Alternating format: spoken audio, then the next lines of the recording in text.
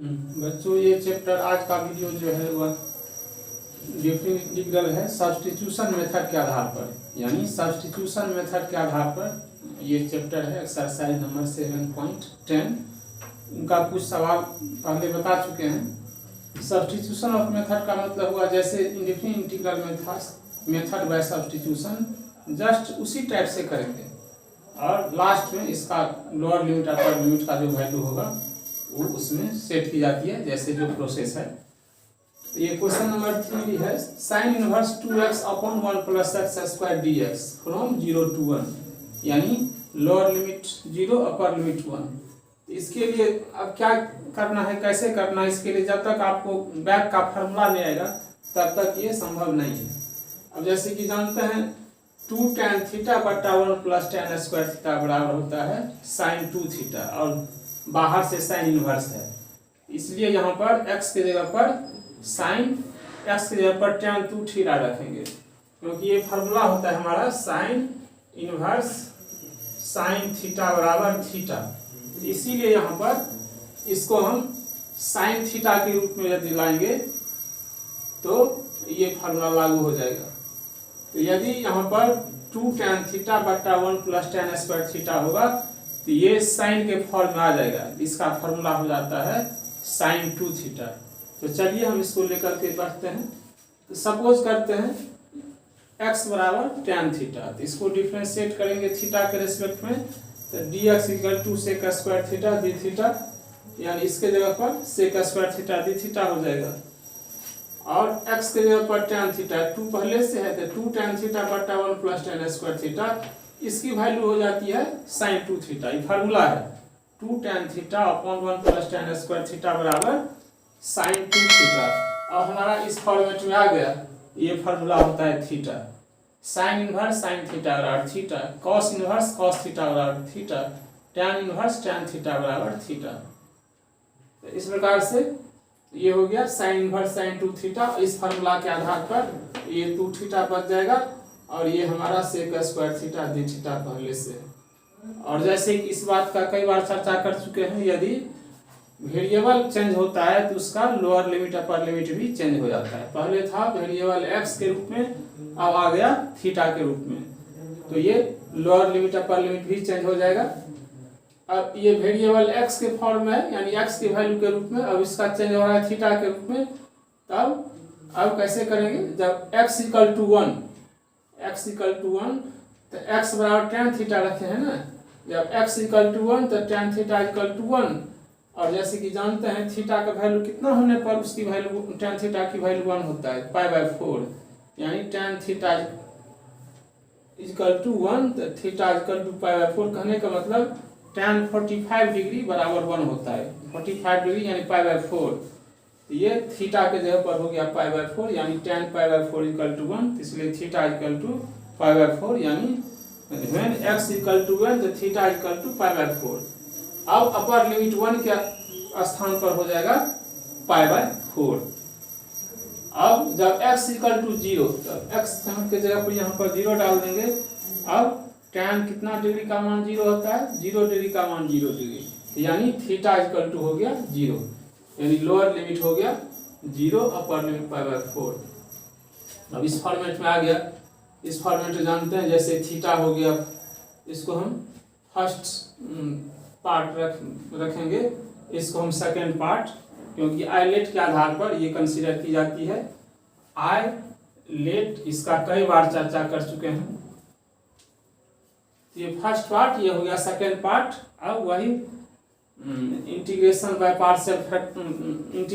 Parts के आधार पर फर्स्ट पार्ट यानी first term into integration of second term minus differentiation of first term into integration of second term, और इसका फिर से इंटीग्रेशन, वही फार्मूला लेकर के चलेंगे। तो फर्स्ट टर्म है थीटा, तो फर्स्ट टर्म सेकेंड टर्म है sec square theta, first term into integration of second term differentiation of first term यानी d theta by d theta integration of second term. तो ये हो गया सेक स्क्वायर थीटा का integration होता है tan theta, फिर यहाँ से भी tan theta d theta by d theta तो 1 हो गया, और फिर इसका इंटीग्रेशन होगा, देखते हैं डबल इंटीग्रेशन। अब 2 तो बाहर में पहले से, थीटा इंटू tan थीटा और minus integration of tan theta. फिर ये tan थीटा का इंटीग्रेशन होता है log sec theta. log sec theta इसी को किसी बुक में माइनस log cos थीटा भी होता है, बात एक ही चीज हुआ। तो 2 theta tan theta minus log sec theta plus c। अब कहिएगा आप कहते हैं डिफिनिट इंटीग्रेशन में कांस्टेंट नहीं आता है, इसको हम इंडिफिनिट के रूप में हम इंटीग्रेट किए हैं। यहाँ नहीं भी डालिएगा तो काम चलेगा, लेकिन इंडिफिनिट के रूप में किए हैं तो सी लिख देना जरूरी है। अब जब इसका डिफिनिट के रूप में लाएंगे तो सी हम नहीं लिखेंगे, जैसे यहाँ डिफिनिट के फॉर्म में, तो इसको इंडिफिनिट के फॉर्म में कर लिए हैं और इसके जगह पर ये वैल्यू आ जाएगा और ये 0 to π/4 केवल लिमिट लगाना रहेगा। तो इसका इंडिफिनिट इंटीग्रल ये हो गया। और डिफिनिट में लोअर लिमिट यहाँ पर 0 है, अपर लिमिट π/4 है। अब जो रूल है, पहले अपर लिमिट का वैल्यू बैठाते हैं, उसके बाद माइनस करके लोअर लिमिट का वैल्यू बैठाते हैं। तो थीटा के जगह पर π/4, यहाँ भी थीटा के जगह π/4 माइनस log sec π/4 अब माइनस, अब लोअर लिमिट 0, थीटा के जगह पर 0 into tan 0 minus log sec 0। अब tan 45 डिग्री, π/4 का अर्थ होता है 45 डिग्री, तो 45 डिग्री और 1 तो π/4 इंटू 1 sec 45 डिग्री √2 होता है, तो log √2 माइनस, अब ये tan 0 डिग्री 0 तो ये 0 हो गया। अब देखिए ये माइनस माइनस प्लस और sec 0 डिग्री 1 यानी प्लस log 1, और log 1 का वैल्यू भी 0 होता है। अब बच गया यहाँ से 2 π/4 माइनस log 2, √2 को 2 की पावर हाफ लिखते हैं। अब ये log एक फार्मूला है, पावर से गुना हो जाता है, तो 1/2 log 2। इस 2 को भी अंदर कर देते हैं, 2 इंटू π/4 माइनस 2 log, अब इस log के फार्मूला से 1/2 log 2 हो जाएगा। तो इस 2 से 2 कैंसिल, log 2 बच गया, 2 से ये भी 4 कैंसिल, तो π/2 माइनस log 2। नेक्स्ट क्वेश्चन है integration of x into √x plus 2 from 0 to 2, माने लोअर लिमिट 0 अपर लिमिट 2। यहाँ हम x plus 2 equal to t भी रख सकते हैं और t² भी रख सकते हैं। t² रखने पर ऐसा होता है जो √2 वाला झंझट, रूट वाला झंझट नहीं आता है, और 2 रखने पर रूट वाला झंझट शुरू से ही आ जाता है। इसीलिए x plus 2 equal to t² suppose किए हैं, और फिर t के रेस्पेक्ट में, x के रेस्पेक्ट में, तो ये x का हो जाता है 1, 2 तो कांस्टेंट है 0, ये इधर 2t dt/dx। इस बात की बार बार हम चर्चा करते आए हैं, जब तक आपका डिफ्रेंशिएशन नहीं होगा तब तक इंटीग्रेशन नहीं होगा।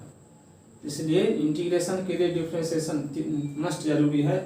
जस्ट एक दूसरे का रिवर्स होता है, डिफ्रेंशिएशन का रिवर्स यानी उल्टा इंटीग्रेशन, और इंटीग्रेशन का रिवर्स यानी उल्टा डिफ्रेंशिएशन। अब क्रॉस मल्टीप्लाई करेंगे तो dx equal to 2t dt, यानी dx का वैल्यू एक ही बार आ गया 2t dt, और x प्लस 2 बराबर t², इसलिए x equal to t² minus 2। तो इस x के जगह पर हो जाएगा t² माइनस 2, और इसको हमने t² सपोज किए थे, रूट अंडर है, तो t² का रूट करेंगे तो t, यानी इसके जगह पर हो गया t, और x के जगह पर 2t dt, फिर 2 है कांस्टेंट बाहर कर देंगे, अब फिर इस t का इस t से मल्टीप्लाई होगा तो t² हो जाएगा, अब ये dt। अब फिर इस t² को इस ब्रैकेट के अंदर करेंगे, यानी दोनों पार्ट को मल्टीप्लाई करेंगे, t की पावर 2, t की पावर 4 माइनस 2t² और dt। अब ये दो पार्ट में हो गया 2। अब यहाँ पर देखिए, पहले था x में तो लोअर लिमिट 0 अपर लिमिट 2, अब क्वेश्चन t में आ रहा है तो उसका चेंज हो जाएगा। अब देखिए चेंज होता है कि नहीं होता है। x इक्वल टू 2, जब x इक्वल टू 2 है तो t² बराबर x प्लस 2 रखे थे, x पर 2 प्लस 2 4 हो गया, तो t इक्वल टू t² बराबर 4, इसलिए t इक्वल टू 2। तो यहाँ पर देखते हैं अपर लिमिट में कोई चेंज नहीं हुआ है, पहले भी था 2 और बाद में भी अपर लिमिट 2 ही हुआ। अब लोअर लिमिट में देखते हैं, फिर x इक्वल टू 0, अब यहाँ पर x के जगह पर 0 डालेंगे तो 0 ये हो गया, तो t² बराबर 2 इसलिए टी बराबर √2। यहाँ पर लोअर लिमिट में चेंज हुआ है लेकिन अपर लिमिट में कोई चेंज नहीं हुआ। अब टी में हो गया क्वेश्चन, तो टी में लोअर लिमिट √2 और अपर लिमिट 2। अब यहाँ से इसके बाद दो पार्ट में हो गया 2 इंटीग्रेशन ऑफ टी की पावर 4 फ्रॉम √2 टू 2 और ये माइनस 2 2 जा 4 -4 t² dt। आइए लोअर लिमिट और ये अपर लिमिट। अब जैसे कि इंटीग्रेशन का बेसिक फार्मूला है, पावर में एक जुट जाता है उसी से बट्टा हो जाता है। तो ये टी की पावर 4 है तो टी की पावर 5/5, टी की पावर 2 है तो टी की पावर 3/3। अब ये लोअर लिमिट अपर लिमिट लगाया जाता है। अब देखिए पहले इसमें तो टी के जगह पर अपर लिमिट 2 रखेंगे तो टी की पावर 5 यानी 2 की पावर 5। उसके बाद लोअर लिमिट टी के जगह पर √2 की पावर 5 और ये जो बट्टा में 5 है इसको आप बाहर कर सकते हैं यानी 2/5। यहाँ 3 है तो 4/3। अब √2 का पावर 5, अब यहाँ पर -4/3 तो 2 का पावर 3 और माइनस √2 का पावर 3।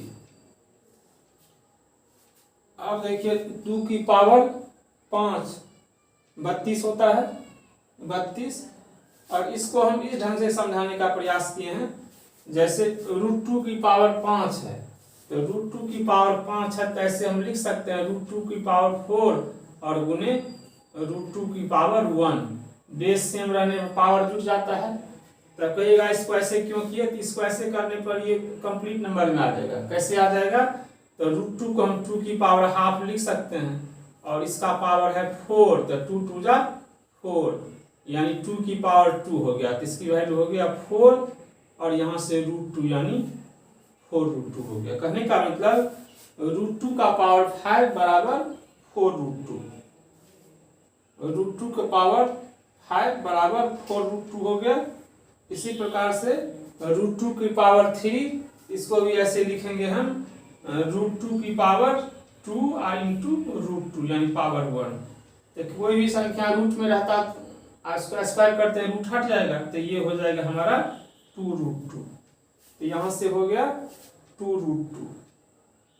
अब देखिए 2/5 है और 32 तो 32 दूना 64, 64/5 हो गया। पहले बिना रूट वाले को लिखते हैं तो यहाँ से 64/5 और यहाँ बिना रूट वाला ये है 8 चौक 32, 32/3 यहाँ माइनस का चिन्ह तो ये -32/3।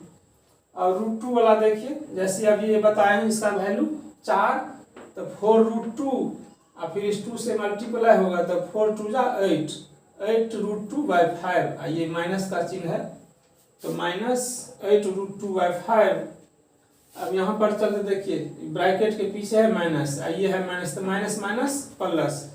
इसका होता है 2 तो 4 2 जा 8, 8√2/3 यानी प्लस 8√2/3। और रूट वाले को एक जगह बिना रूट वाले को एक जगह किए। अब इसका एलसीएम 15 192 - 160 इसका एलसीएम दोनों तीने है नहीं इसका 3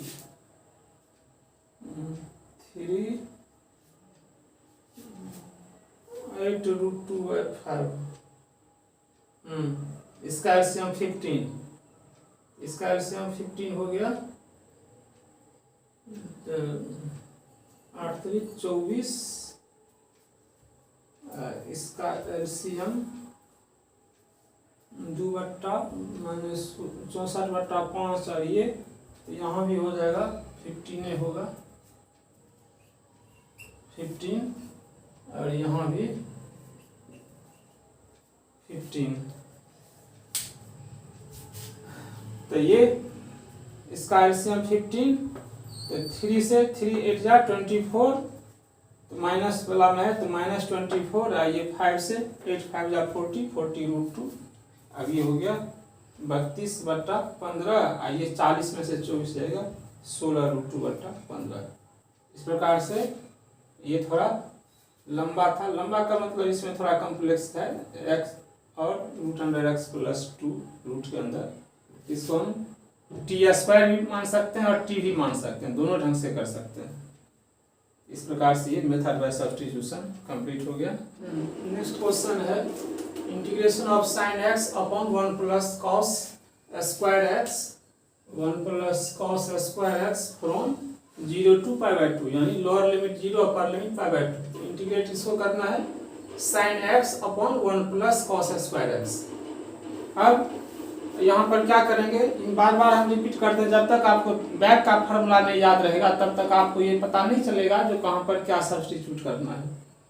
तो यहाँ पर यदि cos x को हम t सपोज कर लेते हैं तो इसका डेरिवेटिव होता है माइनस साइन एक्स, तो साइन एक्स dx हो जाएगा dt, तो dt by 1 plus T square, यानी ये tan इनवर्स t इसका इंटीग्रेशन हो जाएगा। तो चलिए हम इस प्रकार से सपोज करेंगे, suppose t equal to cos x, differentiate करने पर cos x का डेरिवेटिव माइनस साइन एक्स, अब ये क्रॉस मल्टीप्लाई करेंगे तो minus sine x d x equal to d t, तो चूंकि इसमें माइनस नहीं लगा हुआ है तो sine x d x equal to minus d t, ये साइन एक्स डी एक्स के जगह पर हो गया माइनस डी टी। अब एक्स cos x के जगह पर टी, तो D T by 1 plus T square, और ये माइनस यहाँ पर आ जाएगा बाहर। अब देखिए इसमें लिमिट भी चेंज हो जाएगा, ये था x में, अब सवाल t में आ रहा है तो इसका लिमिट कैसे चेंज हो जाएगा।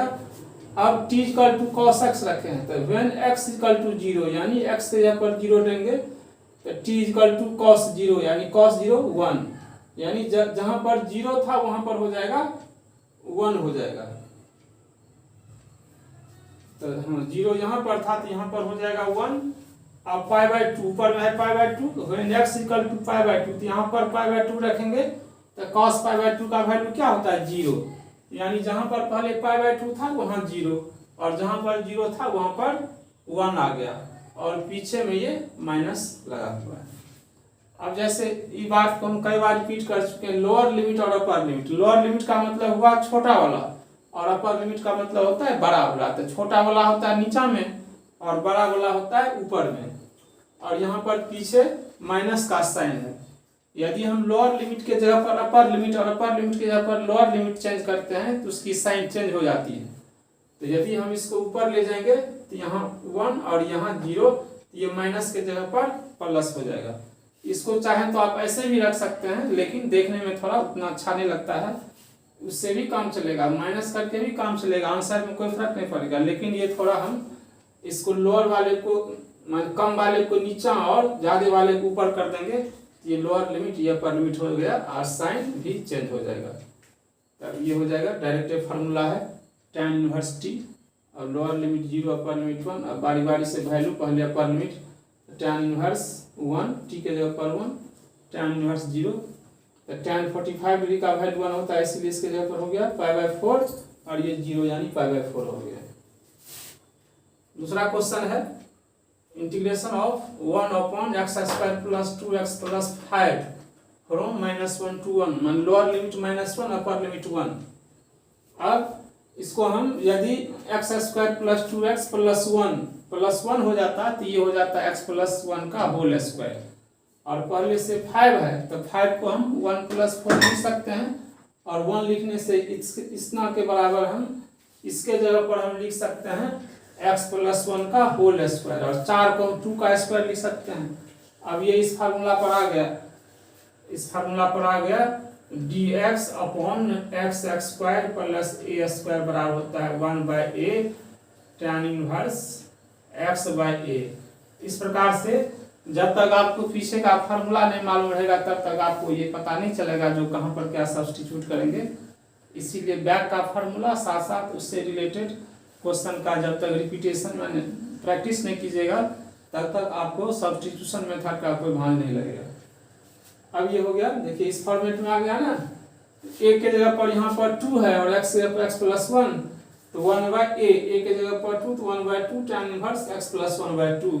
अब यहाँ से लोअर लिमिट अपर लिमिट, अब वैल्यू जैसे जो रूल है 1 डालेंगे तो 1 प्लस 1/2, अब -1 डालेंगे तो ये हो जाएगा 0, तो 2/2 1, यानी tan inverse 1 minus tan inverse 0, और tan इनवर्स 1 का वैल्यू π/4, यानी 1/2 बाहर में है, π/4 है 0, तो π/8 हो गया।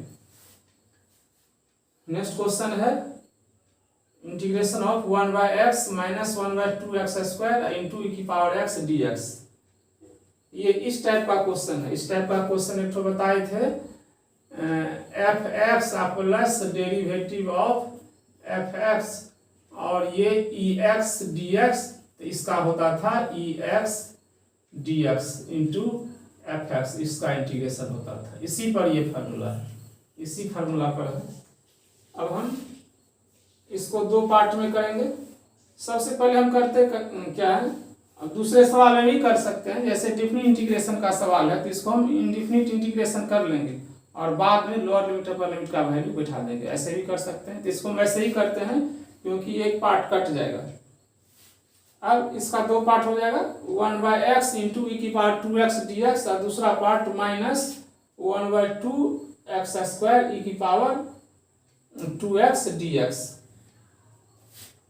अब हम फर्स्ट पार्ट का इंटीग्रेट करते हैं। तो फर्स्ट पार्ट में देखिए ये हो गया फर्स्ट टर्म, ये हो गया सेकंड टर्म। एक्सपोनेंशियल वाला हमेशा लास्ट टर्म होता है, तो लास्ट टर्म यानी ये सेकंड टर्म। अब जो रूल है first term into integration of second term minus differentiation of first term into integration of second term, फिर होल का इंटीग्रेशन। तो ई की पावर 2x का इंटीग्रेशन ई की पावर 2x और कोफिशिएंट 2 है तो 2 से डिवाइड। इस बात को हम कई बार रिपीट कर चुके हैं, जो इंटीग्रेशन में कोफिशिएंट से भाग हो जाता है वही डिफरेंशिएशन कोफिशिएंट से गुना हो जाता है। तो इस प्रकार से ई की पावर 2x/2x और प्लस हाफ और 1/x स्क्वायर इंटू ई की पावर 2x। अब यहाँ पर देखिए 1/x का डेरिवेटिव माइनस 1/x स्क्वायर होता है, याद रखिए 1/x का डेरिवेटिव माइनस 1/x स्क्वायर और पीछे से आपका माइनस लगा हुआ है तो माइनस माइनस प्लस यानी प्लस 1/x स्क्वायर ई की पावर 2x का ई की पावर 2x से और इसका कोफिशिएंट है 2 से डिवाइड हो गया, यानी 1/2 integration of 1/x square into e की पावर 2x। अब देखिए इसका सेकंड पार्ट यही ना है, 1/2x स्क्वायर 1/2x स्क्वायर की पावर 2x dx। यहाँ पर माइनस है और यहाँ से हो गया प्लस। अब ये इसका इंटीग्रेशन हो गया ई की power 2x/2x plus integration of 1/2x square into e की पावर 2x और ये पार्ट है minus 1/2x square into e की पावर 2x का इंटीग्रेशन। अब सेम चीज है तो ये प्लस और ये माइनस कैंसिल हो गया तो बच गया हमारा ई की पावर 2x/2x।